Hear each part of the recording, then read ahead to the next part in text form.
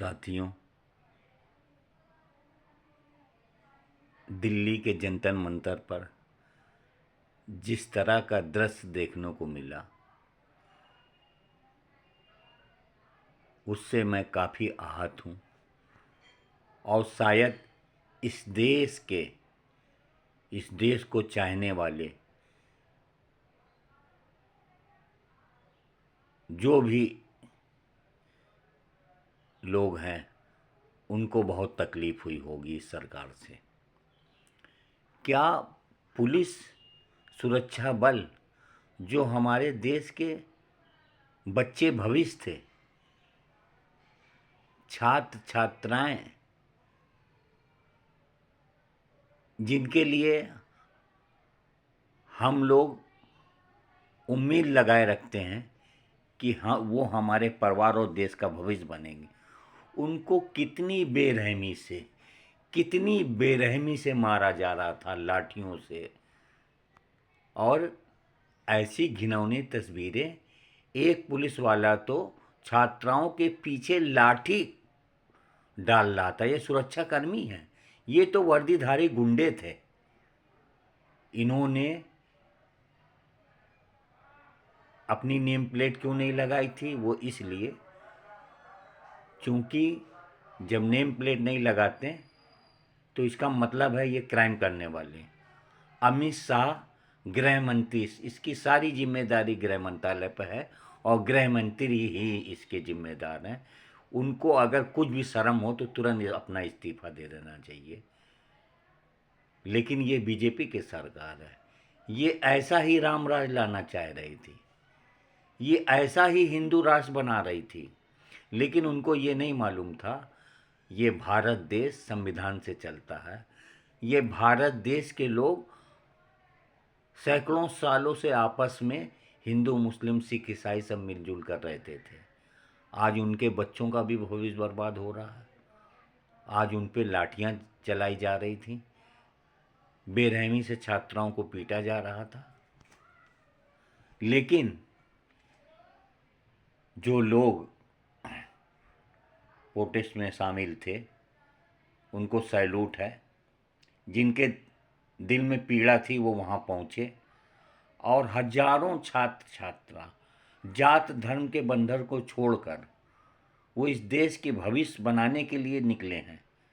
वो क्रांतिकारी हैं और इस देश में एक नई क्रांतिकारी आई।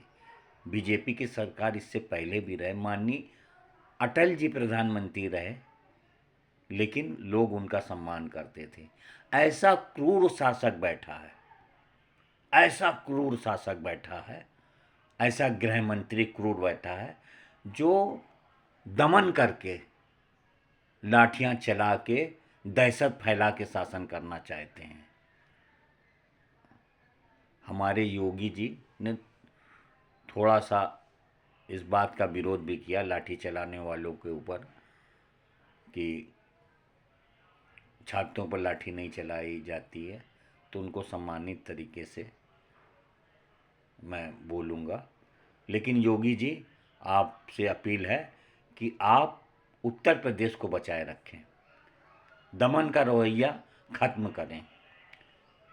नफरत से देश नहीं चलता, ये देश संविधान से चलेगा।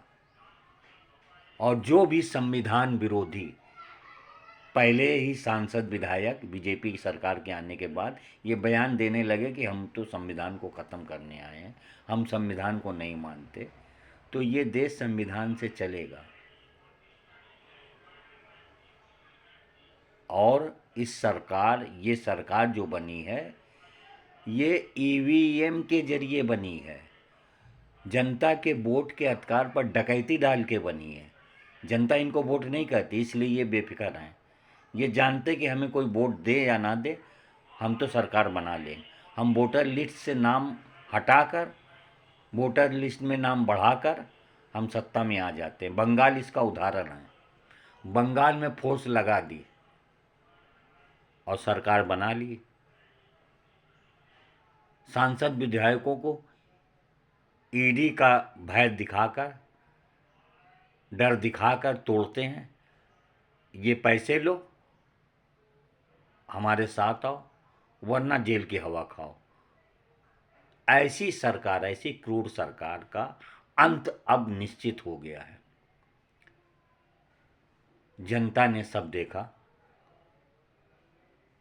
मेरी अपील है कि जात धर्म को छोड़कर सभी हिंदू, मुस्लिम, सिख, ईसाई जो भी लोग हैं, गलत का विरोध हर आदमी को करना चाहिए।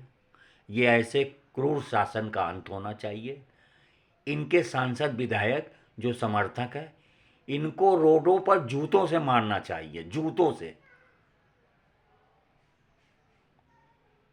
इन सांसद विधायकों को झंडा लेके निकलें तो इनका हिसाब रोड पे करना होगा।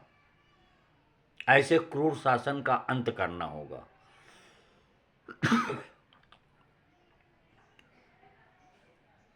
हमारे बच्चे, वो मासूम बच्चे जिन्होंने इस देश के भविष्य थे, उनको मारा जा रहा था। इस तरह से छात्राओं को मारा जा रहा था। लानत है ऐसी सरकार पर, लानत है ऐसी सरकार पर।